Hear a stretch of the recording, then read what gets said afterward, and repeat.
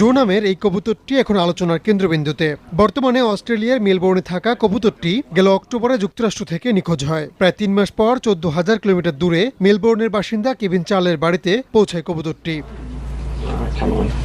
BBC জানায়, যুক্তরাষ্ট্রের নবনির্বাচিত প্রেসিডেন্ট জো বাইডেনের নামে এই কবুতরটির নাম জো রাখেন পাখিটির মালিক। কবুতরটির পায়ে থাকা একটি ব্যান্ডের মাধ্যমে জানা যায় যুক্তরাষ্ট্রের আলাবামা থেকে মেলবোর্নে এসেছে পাখিটি। তবে এতটা পথ পাড়ি দিয়ে কিভাবে সে অস্ট্রেলিয়ায় পৌঁছালো তা নিয়ে প্রশ্ন দেখা দিয়েছে।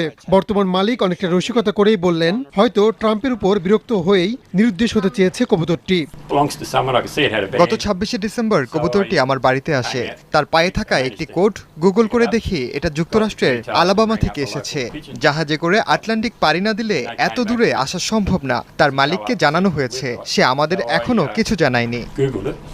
স্থানীয় গণমাধ্যমে খবরটি হওয়ার পর নড়েচড়ে বসেছে অস্ট্রেলিয়া কর্তৃপক্ষ। রীতিমতো হন্য হয়ে খোঁজা হচ্ছে কবুতরটিকে।